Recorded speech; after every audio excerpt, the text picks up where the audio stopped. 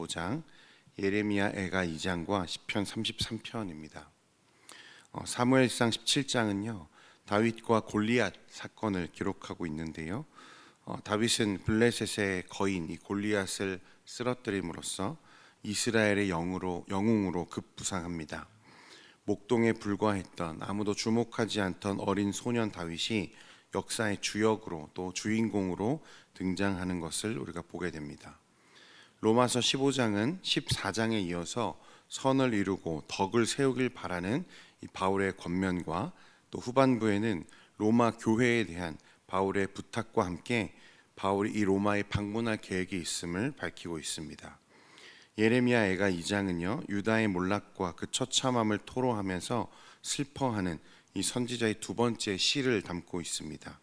시편 33편은 저자 미상의 시로 시인이 이 국가적 위기 상황에 처한 이스라엘이 하나님의 도우심으로 또 재난을 면하게 된 것을 감사하며 찬양한 시입니다.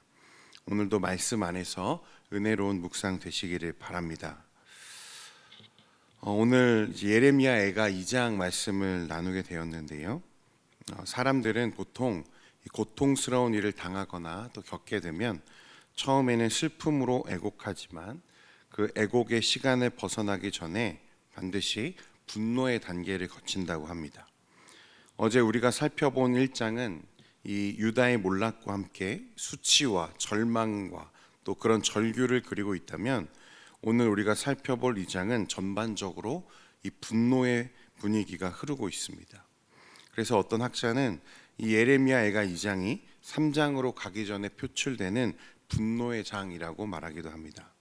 흥미로운 점은 고통을 당하는 자의 분노에 초점을 맞추는 게 아니라 고통을 준 자, 즉 여호와 하나님의 분노에 초점을 맞추고 있다는 것입니다.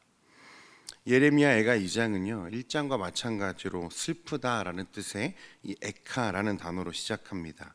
그리고 2장 전체에 걸쳐서 선지자는 무엇 때문에 슬퍼하는지를 우리에게 말하는데 오늘은 특히 1절에서 10절까지만 중점적으로 살펴보기를 원합니다.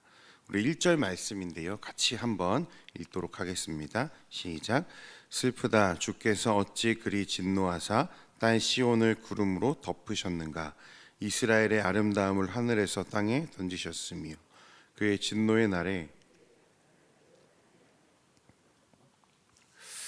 1절에만 진노라는 단어가 두 번 나오죠. 계속해서 2장에 반복되는 단어가 이 진노라는 단어인데 이 하나님의 진노가 2장에서 가장 뚜렷하게 드러나는 이 핵심 내용입니다. 하나님이 진노하시는 날에 이스라엘의 아름다움을 하늘에서 땅에 던지셨다라는 표현을 선지자가 사용하는데요. 학자들은 이 이스라엘의 아름다움을 주로 성전으로 해석합니다. 하나님의 성전을 마치 별똥별처럼 그것을 하늘에서 땅에 내던졌다라고 말씀하고 있는 거죠. 또 오늘은 이제 발판이라고 표현되어 있는데 개역 한글 번역은 이것을 발등상이라고도 표현했었습니다. 이는 주로 언약궤를 의미하는 것으로 이제 보고 있는데 중요한 것은 하나님의 발판, 발등상이 의미하는 곳이 바로 하나님이 거하시는 곳이고 백성들이 그분께 가까이 나아갈 수 있는 유일한 곳이라는 점입니다. 그런데 하나님은 이제 그곳을 더 이상 기억하지 않으신다라고 말씀하시죠. 땅에 떨어진 이 성전 또 이 발등상을 기억하지 않으신다는 것은 하나님과 이스라엘의 모든 관계가 끊어졌다라는 것을 이야기하는 것입니다. 이어지는 2절에서 5절까지는 이 유다의 파괴와 그 처참한 상황을 이제 묘사하는데요. 2절 말씀해 보니까 이렇게 기록합니다. 주께서 야곱의 모든 거처들을 삼키시고 긍휼히 여기지 아니하셨으며 노아사 딸 유다의 견고한 성체들을 허물어 땅에 엎으시고 나라와 그 지도자들을 욕되게 하셨도다. 또 3절에 맹렬한 진노로 이스라엘의 모든 뿔을 자르셨으며 원수 앞에서 그의 오른손을 뒤로 거두어 들이시고 맹렬한 불이 사방으로 불사름같이 야곱을 불사르셨도다. 2절에는 이 삼키시고 긍휼히 여기지 아니하시고 노하시고 헐어서 엎으시고 이런 표현들은 마치 적군의 용사가 유다 전역을 휩쓸고 간 것과 같은 그런 전쟁의 이미지를 우리에게 선명하게 전달합니다. 이 전쟁의 참상을 이야기하는 거죠. 이스라엘의 모든 뿔을 자르셨다라는 것은요, 그 나라의 힘과 왕권과 권위를 상징하는 이 뿔을 자르시는, 즉 적극적인 파괴의 행위에 지금 동참하고 있는 것을 우리에게 보여주시는 것입니다. 오른손을 거두어 들이신다라는 표현도 눈에 보이는데, 성경에는 주로 이 오른손은요, 도움의 손길을 상징하죠. 도우심을 거두심으로써 보호와 힘을 주지 않으시겠다는 이 수동적인 진노의 의미를 또한 우리가 발견할 수 있습니다. 맹렬한 불은요, 하나님이 임재하실 때 또는 심판의 도구로서 성경에 자주 등장하는 표현이죠. 이것은 하나님께서 유다를 사르는, 그들을 치시는 적극적인 이 하나님의 심판을 의미하는 것입니다. 또 4절과 5절에는요, 여호와를 마치 이스라엘과 원수같이 또는 대적처럼이라고 표현하는, 묘사하는 표현이 총 3번 나오고요. 6절과 7절은 이스라엘의 종교 제도에 대한 심판에 대해서 기록하는데, 6절에 이렇게 기록합니다. 주께서 그의 초막을 동산처럼 헐어버리시며 그의 절기를 폐하셨도다. 여호와께서 시온에서 절기와 안식일을 잊어버리게 하시며 그가 진노하사 왕과 제사장을 멸시하셨도다. 7절 말씀에 여호와께서 또 자기 제단을 버리시며 자기 성소를 미워하시며 궁전의 성벽들을 원수의 손에 넘기셨음에 그들이 여호와의 전에서 떠들기를 절기의 날과 같이 하였도다. 이 6절과 7절 말씀에 보면 이 말씀들은요, 유다의 멸망과 함께 그들이 가지고 있던 이 종교 제도들, 종교 생활들, 이 모든 것이 함께 파괴되었음을 우리에게 보여줍니다. 이스라엘에겐 헛된 희망이 있었죠. 뭐냐면 성전 안전주의입니다. 하나님의 성전이 있는 예루살렘은 결코 무너지지 않으리라, 망하지 않으리라 하는 이 왜곡된 종교심, 생활로는 하나님을 따르지 않고 하나님을 사랑하지 않으면서도 와서 절기만 지키고 있는 그들의 이 이기적인 마음들, 이런 왜곡된 종교심과 종교의식들, 그들이 의존하고 있는 그들의 믿음의 상징들을 하나님은 여지없이 부수어 버리십니다. 말씀에 보면 성막을 초막처럼 쉽게 헐어버리시고 종교 절기마다 모였던 공회 장소를 회파하십니다. 껍데기만 남아있던 절기와 주인 없는 안식일을 폐하시고 잊어버리게 하신다고 말씀합니다. 심지어 하나님과 그 백성이 만나는 화해의 장소요, 죄사함을 받는 제단도 하나님이 버리시겠다고 말씀하시는 거예요. 이처럼 선지자는 1절에서부터 10절에 이르기까지 다양한 표현들로 이스라엘이 처한 상황을 묘사합니다. 그 이후에 가면요, 그 처참함에 대해서 말로 할 수가 없습니다. 어제도 잠깐 언급했습니다만 어떤 일이 일어납니까? 너무 굶주린 나머지 부모가 자기의 자식을 잡아먹는 일이 당시에 있었다는 것을 선지자가 증언합니다. 그만큼 처참했다는 거예요.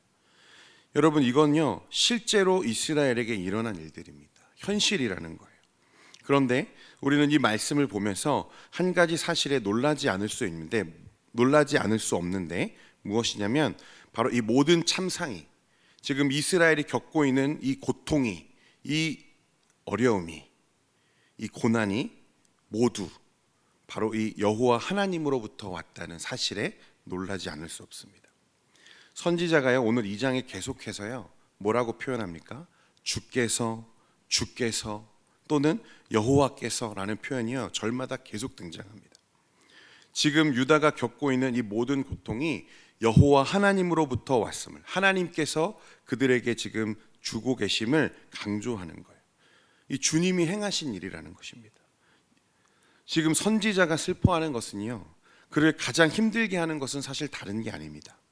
하나님이 이스라엘로부터 어떻게 하셨다는 거죠? 돌아섰다는 사실이 그에게는 가장 큰 충격인 거예요. 하나님이 이스라엘의 대적자처럼 지금 되어버리셨다는 것입니다. 선지자가 가장 비통해하고 또 슬퍼하는 것은 그들을 지으시고 택하신 하나님께서 이제 그들을 돌보지 않으시고 그들을 돕지 않으시며 적극적으로 그들을 치시는 대적과 같이 지금 보이고 있다는 것입니다. 여러분, 이스라엘은요, 하나님께서 만민 중에서 구별하신, 친히 자신의 백성으로 삼으신 하나님의 백성들입니다. 선민이라는 거예요. 하나님은 그들을 애굽의 압제에서부터 구원하셨죠. 그리고 젖과 꿀이 흐르는 가나안 땅을 기업으로 주셨습니다. 뿐만 아니라 그들 가운데 거룩하신 하나님과 만날 수 있는 성전까지 허락하시죠. 말하자면 이스라엘은 하나님으로부터 특별한 사랑을 받은, 특권과 은총을 받은 민족이라는 거예요. 그랬던 이스라엘이 지금의 모습은 어떻습니까? 선지자의 눈에는 어떤 모습이 보입니까? 하나님이 그들에게 주셨던 모든 은총을 지금 거두어 가시는 거예요. 나라는 망했습니다. 사람들은 포로로 끌려갔죠. 성전은 폐허가 되었습니다. 사람들이 이제 먹을 것이 없어서 정말 굶주려 하는, 부모가 그 자녀를 잡아먹는 일까지 일어나고 있어요. 그곳에는 더 이상 그 어떤 선함도 자비도 은혜도 기대할 수 없는 것처럼 보였다는 거예요.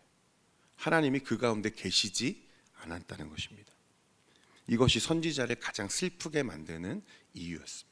선지자가 오늘 2장에서 이 유다의 참상을 보면서 슬퍼하는 것은 그 모습 자체도 슬퍼하지만, 그 민족의 고난과 고통도 슬프지만 가장 슬픈 이유는 뭐냐면 하나님이 더 이상 이스라엘을 돌보지 않으신다는 사실 때문이었어요. 얼마나 고통스러운지요. 선지자가 11절에 이렇게 표현합니다. 같이 읽겠습니다. 시작. 내 눈이 눈물에 상하며 내 창자가 끊어지며 내 간이 땅에 쏟아졌으니 이는 내 백성이 패망하여 어린 자녀와 젖먹는 아이들이. 선지자는 이에 단장의 고통을 호소합니다. 창자가 끊어지고 간이 땅에 쏟아지는 것처럼 아프다는 거예요. 성도 여러분, 우리는 이 예레미야 선지자의 비탄과 비통함, 그리고 이 처절한 이 애가 속에서 하나님이 죄에 대해서 얼마나 엄정하게 그를 심판하시는지를 깨달아야 합니다. 성도 여러분, 하나님께서는요 죄를 미워하십니다. 하나님은 거룩하시기 때문에 죄를 용납하지 않으시죠. 조금도 간과하고 넘어가지 않으신다는 거예요. 하나님이 사랑하시는 그의 백성들이잖아요. 유다는 분명히 하나님이 택한 그의 선민입니다.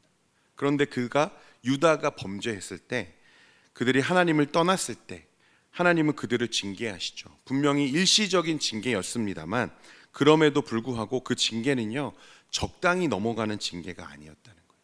오래 참으시고 기다리시지만 한번 하나님의 심판이 쏟아질 때에는 적당히 끝나는 것이 아니라는 거예요. 하나님의 모든 은총이 거두어지고, 그래 네 맘대로 한번 살아봐 라고 하는 이 하나님의 맹렬한 진노가 쏟아질 때 그곳은 사람이 살 수 없고 풀 한 포기조차 마음껏 자랄 수 없는 이 폐허로 하나님이 만드시는 것을 우리에게 보여주시는 거예요. 여러분, 하나님께서 당신의 선민의 수도로서 성전이 있는 예루살렘을 심판하실 때 완전히 그렇게 황폐하게 만드셨다면, 여러분, 죄로 관영한 이 세상에 대한 하나님의 심판은 과연 얼마나 더 준엄하고 엄정하겠는가라고 하는 것입니다. 마지막 날에요 있을 하나님의 심판은 이것과 비교하지 못할 만큼 극심한 환난이 우리 가운데 있을 것입니다. 사랑하는 성도 여러분, 하나님은 세상에서 가장 미워하는 사람을 대하듯이 지금 이스라엘을 대하고 계십니다. 본문을 통해서요 우리는 이 하나님을 묵상해야 돼요. 하나님이 죄를 얼마나 미워하시는지 깊이 묵상해야 됩니다. 그리고 알아야 돼요. 하나님이 얼마나 죄를 미워하시는지 알고 깊이 묵상하면요 우리가 또한 어떤 마음을 얻게 되냐면, 반대로 우리가 당해야만 했던 죄의 대가가 얼마나 큰지를 우리가 또한 깨닫게 되는 것입니다. 그러니까 하나님이 얼마나 죄를 미워하시는지를 묵상하다 보면, 하나님의 성품을 묵상하다 보면 하나님이 우리를 위해서 행하신 그 놀라운 일들이 얼마나 크신 일인지, 큰 은혜인지를 우리가 깨닫게 된다는 것입니다. 그러할 때 우리는 그런 우리를 위해서 형벌 대속적 죽음을 죽어주신 그리스도의 은혜에 놀라고 감격하지 않을 수가 없는 거죠. 우리는 사실 이런 하나님의 진노를 피할 길이 없는 자들이었거든요. 우리 모두는 하나님의 진노 아래 있었고, 우리는 하나님과 원수되었던 자들이고, 이 하나님의 엄중한 심판 앞에 놓여 있는 사람들이었기 때문에 그렇습니다. 이 유다의 처참한 상황을 우리가 묵상하면서 깨달아야 하는 것은요, 내가 이들과 다르지 않은 죄인이었다는 사실입니다. 그리고 그 하나님이 나를 위해 얼마나 큰 은혜를 베푸셨는지를 기억하고 살아가야 한다는 거예요. 사랑하는 성도 여러분, 오늘도 이 말씀을 깊이 묵상할 때 하나님이 어떠한 분인지를 우리가 알기를 원합니다. 성도 여러분, 하나님은 사랑의 하나님이시지만 공의로우신 하나님이십니다. 죄를 조금도 간과하지 않으신다는 사실이. 따라서 하나님이 미워하시는 죄를 우리도 미워하고 또 죄에서 떠나 하나님의 뜻을 이루며 살아가는 저와 여러분 되기를 소원합니다. 기도하겠습니다. 거룩하신 하나님 아버지, 오늘 하나님을 떠난, 하나님이 돌아오라 말씀하셨으나 듣지 않았던 이스라엘 민족의 이 참상을 우리가 보게 됩니다. 그를 통해서 하나님이 죄를 얼마나 미워하시고 또 하나님이 얼마나 그것을 준엄하게 심판하시는지를 보게 됩니다. 하나님, 또한 이 세상과 우리의 모습이 다르지 않음을 깨닫기를 원합니다. 그러할 때 하나님께서 우리를 구원하시기 위해 행하신 모든 일이 얼마나 큰 은혜인지를 깨닫고 하나님의 말씀대로 또 그 은혜로 감사로 살아가는 우리 모두가 되게 하여 주옵소서. 오늘 하루를 살아가는 동안에도 하나님, 이 감사가 우리 안에 있기를 원합니다.